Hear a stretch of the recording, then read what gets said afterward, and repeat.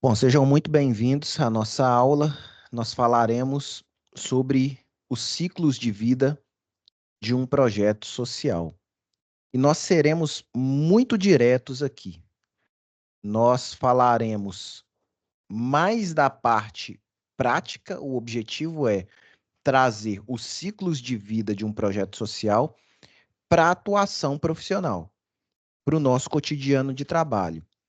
A gente vê projeto social na consultoria, principalmente, o tempo todo. O tempo todo a gente elabora projeto, executa projeto. Até na fase de elaboração de propostas, nós estamos, na verdade, quando a gente está pensando a concepção de um trabalho, a gente faz a elaboração de um projeto. E a gente precisa seguir algumas etapas para a elaboração do projeto, inclusive, para que seja possível termos uma visualização mais assertiva de como o projeto será executado. Quanto mais clareza a gente tem das etapas, quanto mais clareza a gente tem daquilo que envolve a execução do projeto, mais assertivo é a sua implementação.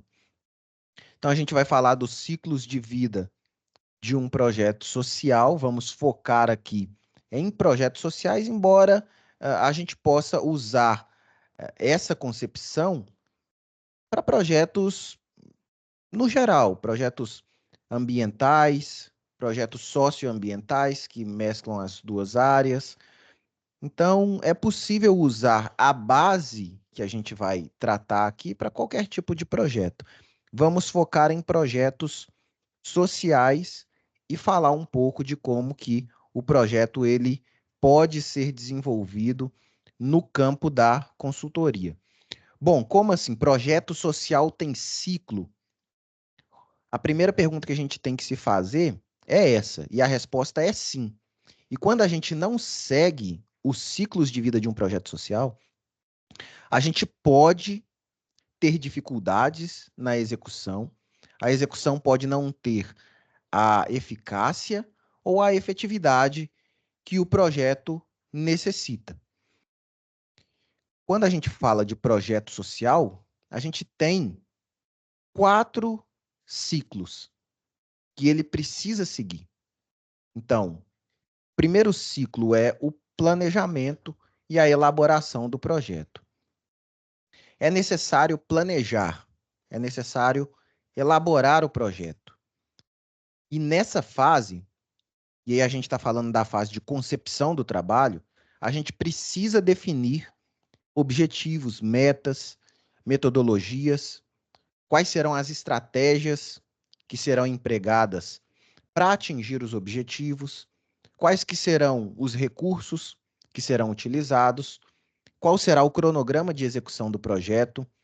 É nessa fase que a gente identifica as necessidades, qual que é o público-alvo, qual que é a abrangência territorial do trabalho, do projeto. Então, nessa fase, a gente faz o planejamento. E na fase de planejamento, geralmente um erro muito comum é não empregar o tempo ou não dar a devida atenção que essa fase merece. Muitas vezes a gente chega na própria consultoria em si para atender um cliente e o cliente chega já com a proposta de implementação do projeto. E aí a gente precisa entender se o projeto ele foi planejado, se existe um planejamento prévio ou se não. Se o projeto ele partiu de uma proposta inicial muito baseada no conhecimento de território, no conhecimento de contexto, e como fazer para que aquela proposta, que aquela demanda passe também pelo crivo, passe também pela fase de planejamento. A fase de planejamento, eu arrisco a dizer que é a mais importante. É a fase mais importante da elaboração do ciclo de vida de um projeto social. A elaboração, o planejamento, definir o que é que vai ser feito, quando vai ser feito, quais que são as metas, quais são os objetivos que a gente busca atingir com o projeto. Enfim, essa é a etapa de construção, como se fosse o alicerce de uma casa. Uma casa, ela não nasce do nada. Nas etapas de construção de uma casa, a etapa 1 é o alicerce, preparação do terreno e alicerce. O planejamento, a elaboração é o alicerce do projeto social.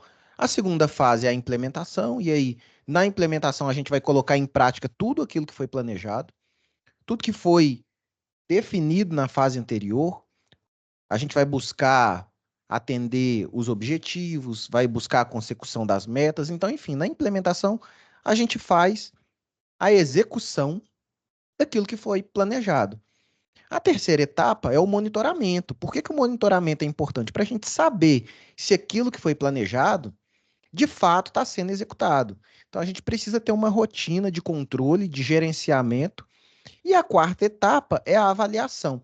E aí, quando a gente olha para um projeto social, a gente precisa passar por essas quatro etapas. E aí, a nossa aula acabou aqui? Não. A gente vai falar com um pouco mais de detalhes dessas quatro fases. E aí, se a gente pudesse pensar num roadmap da execução de um projeto social, ou dos caminhos, da estrada que a gente precisa seguir para executar um projeto social, a gente passaria por, pelo menos por essas 8 etapas básicas. E aí a gente vê a importância do planejamento nessa estrada, nessas etapas, porque a etapa 1, identificar, a etapa 2, analisar, e a etapa 3, elaborar o projeto, estão no ciclo de vida, no primeiro ciclo, no ciclo 1, que é planejar e elaborar o projeto.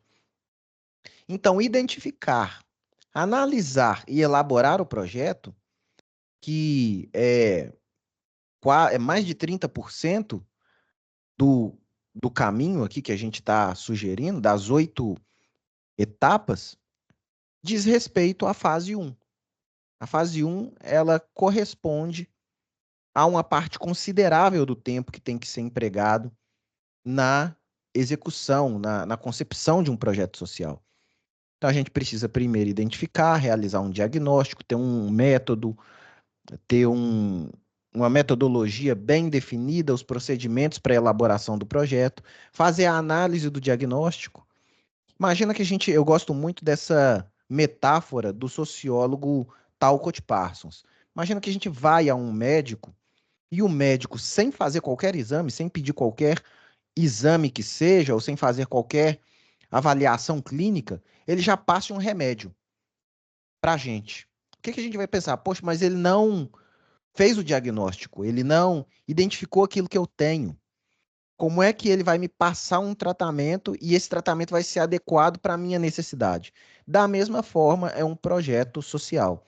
A gente não pode sugerir uma intervenção sem antes entender o contexto. Sobre quais necessidades o projeto vai atuar? Que tipo de intervenção vai ser executada? Quais são os temas ou as áreas temáticas sobre as quais o projeto incidirá? Depois da elaboração vem a implementação, na fase 4. Na fase 5, o monitoramento. E no monitoramento existe a possibilidade da fase 6, de realizar ajustes no projeto de acordo com as respostas apresentadas no monitoramento. Tem a avaliação do projeto e o encerramento. E aí, os projetos que são realizados de forma contínua, e eles existem, grandes políticas públicas, por exemplo, o Bolsa Família, o PENAI, o PAA, as grandes políticas públicas no Brasil, as grandes políticas públicas estaduais, precisam passar pelo processo de avaliação e de encerramento de ciclo. Eu atuo num projeto já há alguns anos e esse projeto, ele sempre faz esse caminho. A gente tem a identificação, a análise, a elaboração do projeto, a implementação, o monitoramento, os ajustes, a avaliação, o encerramento do projeto, com a etapa de avaliação final. E aí, na etapa de avaliação final, a gente já faz a elaboração do ciclo seguinte. Então, o ciclo seguinte, ele vai ser intermediado pela avaliação realizada. Então, a gente precisa passar, inclusive para um projeto que vai ter continuidade, pela avaliação, pelo processo de avaliação inicial e pelo processo de avaliação final. Ah, mas na continuidade do projeto, eu vou continuar um projeto que foi desenvolvido no ano de 2022, eu vou continuá-lo em 2023. Eu preciso desenvolver um novo diagnóstico. Em alguns casos,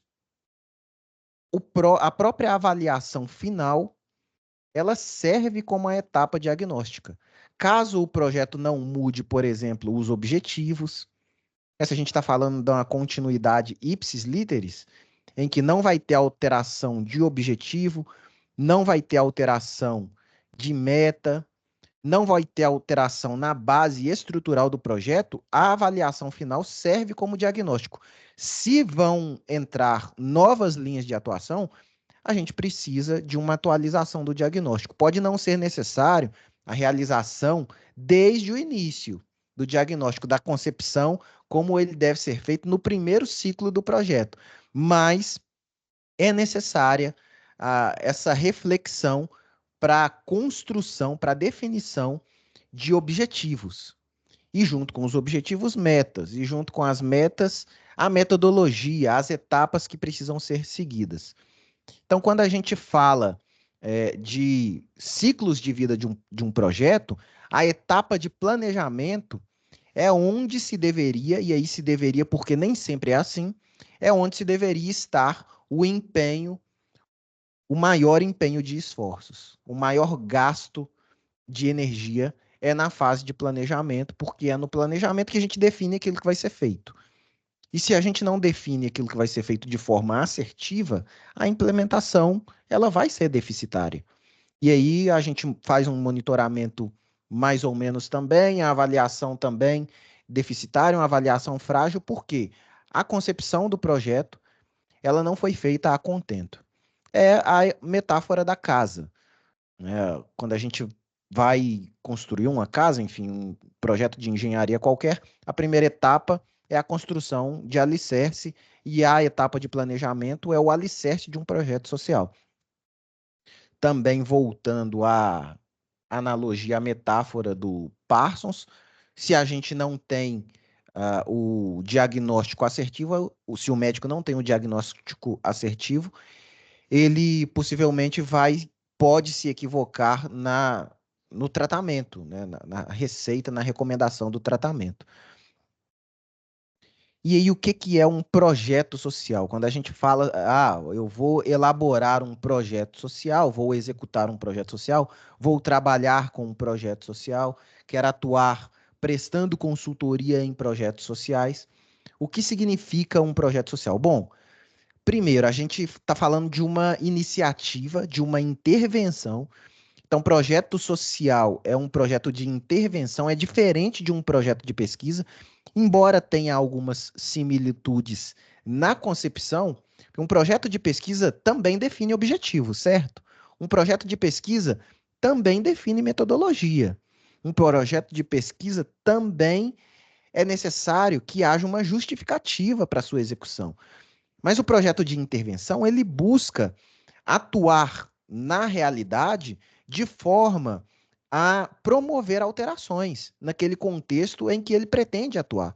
Então, um projeto social, o objetivo dele é realizar uma intervenção com a finalidade de alterar, de transformar a realidade, geralmente com o propósito de melhorar a qualidade de vida de uma determinada comunidade ou grupo social. O projeto Bolsa, o programa Bolsa Família, por exemplo, ele tem o objetivo de trazer melhoria de qualidade de vida através do incremento de renda. O projeto PENAI, o projeto de alimentação escolar, Programa Nacional de Alimentação Escolar, tem o objetivo de atuar em duas frentes: melhorar a qualidade de alimentação nas escolas, na educação pública brasileira, e proporcionar oportunidades para agricultores familiares para comercializarem para esse programa e aí gerar um processo um processo cíclico de cadeia de valor.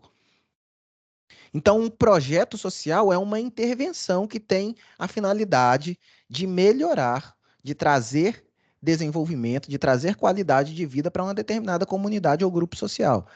Então, se a gente está falando de melhorar o contexto, a gente precisa entender, e aí o planejamento é fundamental, o diagnóstico é fundamental, a gente precisa entender quais são as necessidades. Não faz sentido desenvolver um projeto social em uma realidade, em um contexto que não precisa daquela intervenção. É como fazer o tratamento, uma pessoa tomar, sei lá, uma dipirona sem estar com dor de cabeça. Então vamos imaginar um projeto de educação, por exemplo, na Finlândia, que tem índices elevadíssimos de educação. Ou um projeto de geração de renda no Japão, por exemplo, que já tem um processo de renda, um processo de geração de renda em bons níveis. O projeto social ele precisa fazer sentido para o contexto de acordo com as necessidades, com as vulnerabilidades daquele território. E aí, quando a gente vai a um médico, seria estranho, né? E aí tem até a figura aí na tela do médico, seria estranho ele passar uma receita sem fazer um diagnóstico, e o diagnóstico social da mesma forma. Projeto social pressupõe diagnóstico social. E aí eu vou falar da atuação na consultoria. Todas as vezes que a gente teve a oportunidade de atuar em projetos sociais que não passaram pela fase diagnóstica, a gente teve dificuldades de implementar as ações. Tem como elaborar um projeto sem passar pela fase de diagnóstico? Tem. A gente pode seguir o feeling, né? Ah, eu acho, eu imagino que essa comunidade, por estar situada nesse contexto, tem a necessidade X. E esse feeling pode ser assertivo ou não. Muitas vezes, a própria comunidade, o fato dela não participar da etapa de elaboração, ela já tem uma certa resistência com a intervenção que é sugerida, com a intervenção que é proposta. Então, para ter o engajamento da comunidade, e aí quando a gente fala de projeto social, a gente fala de projeto desenvolvido com pessoas, então o engajamento comunitário é fundamental. Para que a gente tenha um bom nível de engajamento, a participação é fundamental. E aí, mesmo que o projeto tenha um, uma boa avaliação sem ter passado por um diagnóstico, geralmente, se não tem a participação comunitária, a execução ela vai ser dificultada por conta da ausência do engajamento, por conta da ausência da vontade de participar das pessoas. Por mais que seja uma proposta que faça sentido para aquela realidade. E aí, como que a gente pode pensar um projeto social quando a gente elabora um bom diagnóstico? Bom, um diagnóstico ele precisa atender a algumas características. Um bom diagnóstico identifica causas e efeitos, identifica fragilidades, vulnerabilidades locais, e além de identificar essas fragilidades, o diagnóstico precisa refletir sobre as causas daquelas fragilidades. Então, digamos que uma comunidade apresenta como vulnerabilidade a baixa renda, ou apresenta como vulnerabilidade o abastecimento de água. É uma comunidade que tem dificuldade com abastecimento hídrico, ou uma comunidade que tem altos níveis de doença do aparelho digestivo. Mas quais são as causas para esses efeitos? É importante pensar nas causas porque a intervenção está vinculada a essa relação causa-efeito. Então, um bom diagnóstico apresenta as fragilidades, mas além de apresentar as fragilidades, apresenta uma reflexão sobre as causas daquelas vulnerabilidades. E aí, para apresentar uma reflexão aprofundada das causas das vulnerabilidades identificadas, a gente precisa de ter uma boa análise, uma boa coleta de dados, tanto dados primários quanto dados secundários.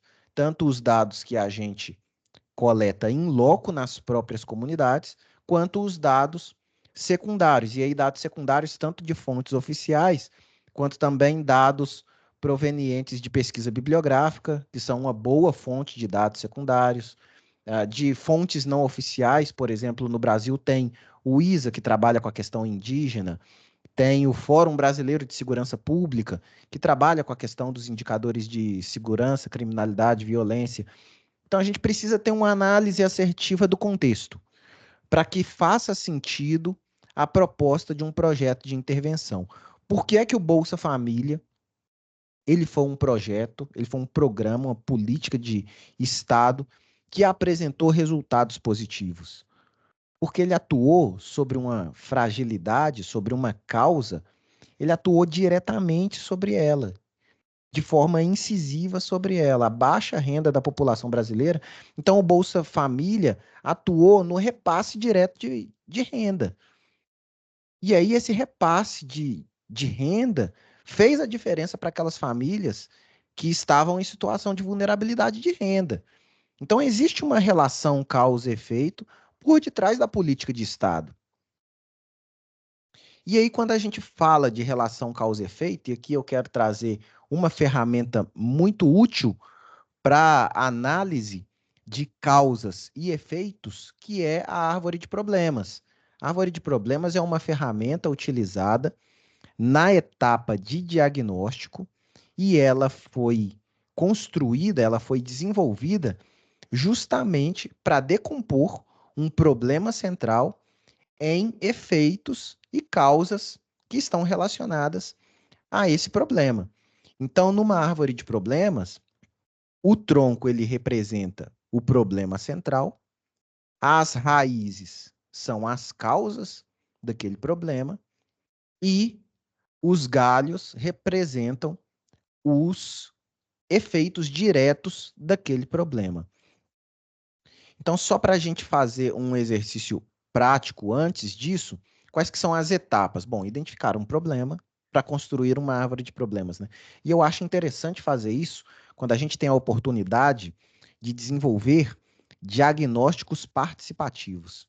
Eu gosto muito dessa construção em grupo com as próprias comunidades.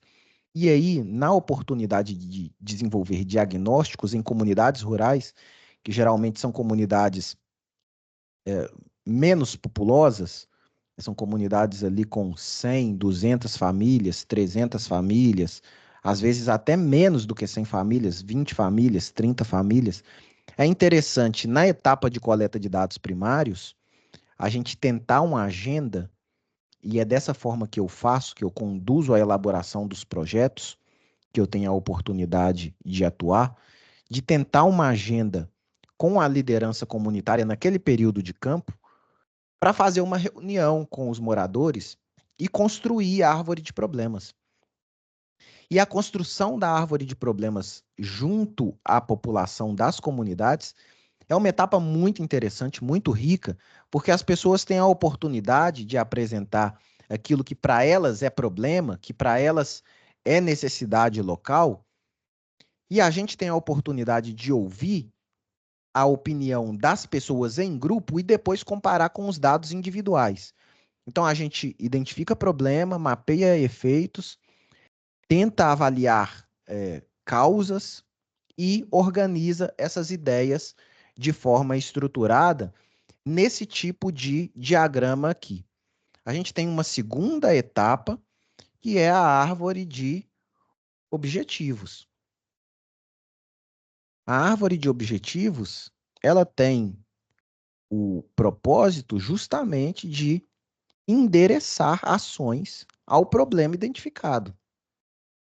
Então, se na árvore de problemas o nosso objetivo foi, na etapa diagnóstica, identificar quais são as vulnerabilidades, quais são as fragilidades locais, na árvore de objetivos, a proposta é endereçar ações para atuar sobre aqueles problemas identificados. Então, o tronco da árvore de objetivos é o objetivo geral. E aí é importante a gente ter em mente que quando a gente fala de objetivo de projeto, a gente tem o objetivo geral e os objetivos específicos. No caso da árvore de objetivos, o objetivo geral é o tronco e os objetivos específicos são as raízes e as metas projetadas nos galhos da árvore.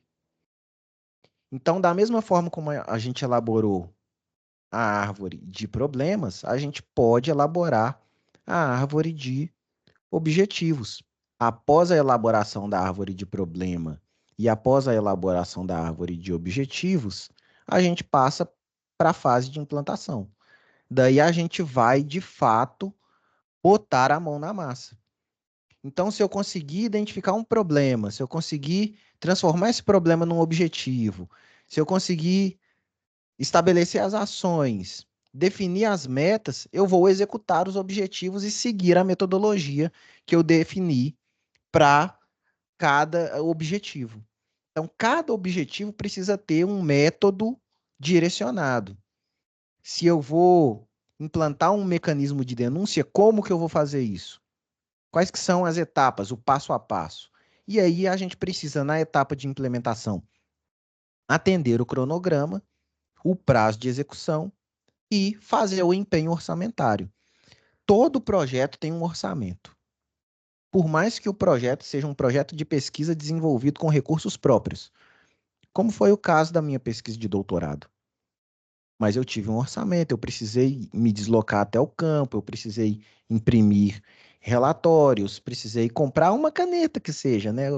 Coisa mais simples. Mas todo projeto depende de um empenho orçamentário. E o sucesso do projeto está relacionado ao empenho orçamentário assertivo. Mas e agora, como é que a gente sabe se aquilo que foi planejado de fato está sendo cumprido? Daí entra, trava-línguas, a etapa 3, que é a etapa de monitoramento. E para o monitoramento existe uma outra ferramenta que eu quero trazer aqui, que eu quero compartilhar com vocês, que é a matriz do marco lógico, que é uma ferramenta muito utilizada no planejamento de projetos e que depois da identificação de objetivos específicos, da identificação das metas e das atividades do desenho metodológico, endereça indicadores para que esses objetivos eles sejam monitorados, eles sejam acompanhados. Então, a ideia dos indicadores, e aí eu estou usando aqui uma referência ao professor Paulo Januzzi, que é talvez a principal referência no Brasil para falar de indicadores de monitoramento e de avaliação de projetos. O indicador ele funciona como se fosse um termômetro. E aí a gente insere esses termômetros em cada uma das atividades, em cada um dos objetivos, para acompanhar se a atividade, se o objetivo ele está sendo atendido ou não. Então, um termômetro, ele sinaliza a temperatura. Então, quando a gente identifica que a temperatura está muito alta, que tem alguma coisa saindo fora do controle, a gente ajusta o projeto. Ou se a temperatura está muito baixa, está fora do controle também, a gente realiza ajustes no projeto. Então, a ideia do indicador é proporcionar ao projeto o monitoramento, o andamento das ações. Então, na matriz do marco lógico, a gente preenche objetivos específicos, metas, atividades e endereça indicadores. Então, se a gente está pensando, por exemplo, numa atividade de conscientização dos públicos, vamos trabalhar vamos trazer a temática do machismo estrutural para o contexto escolar, quantas atividades foram realizadas? Esse é um indicador possível. Quantas pessoas participaram das atividades? É outro indicador possível. Outro indicador, quantos homens participaram? Se a gente está falando da conscientização acerca do machismo estrutural, o público-alvo dessa atividade são homens, são indivíduos do sexo masculino. Quantos homens participaram dessa atividade? Além do monitoramento, a gente precisa, além de acompanhar, a gente precisa avaliar. E a avaliação é diferente de monitoramento. O monitoramento tem o objetivo de acompanhar o projeto.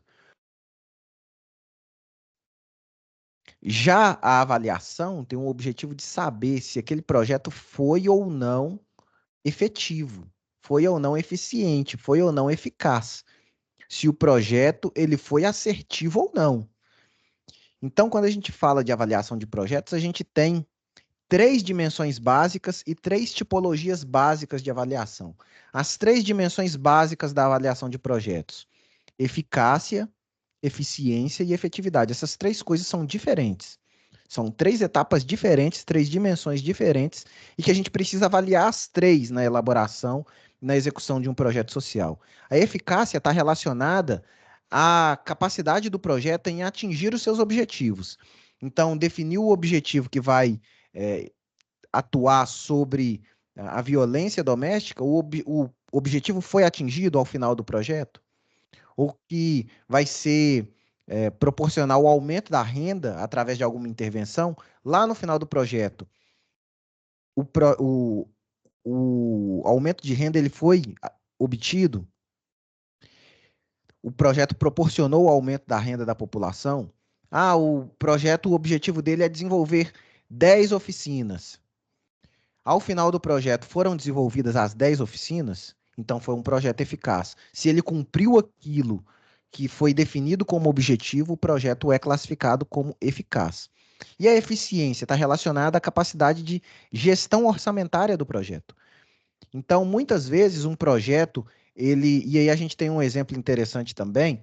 Um projeto foi desenvolvido para avicultura, para atividade de avicultura. E aí, dentro desse projeto, para geração de renda, através do estímulo da atividade de avicultura. Nesse projeto, nós tínhamos a doação, a cessão, o fornecimento de ração, que é o principal custo de produção para a avicultura colonial.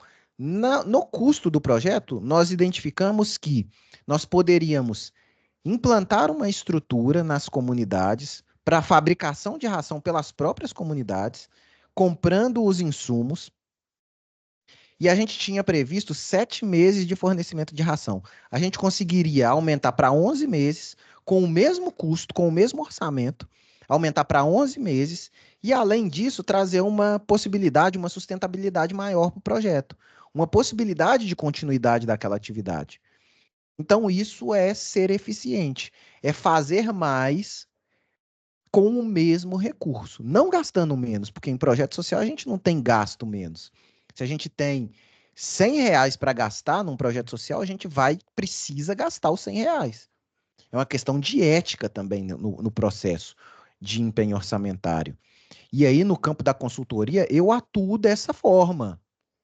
Se eu tenho no meu projeto, e aí a minha consultoria parte do pressuposto que eu tenho um custo de execução e um custo administrativo. O meu custo administrativo, ok.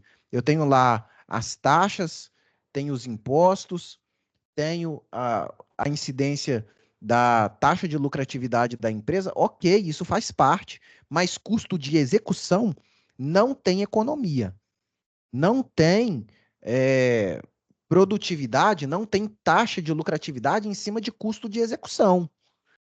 Isso faz parte da ética de execução de projeto social. Então, se é R$ 100 para gastar com a implantação do projeto, é R$ 100 com a implantação do projeto. Se eu conseguir gastar 50 com a atividade A, eu tinha que executar a atividade A gastando 100. Mas eu consegui executar a atividade A gastando 50. Esse 50 não vai para o caixa da empresa, não.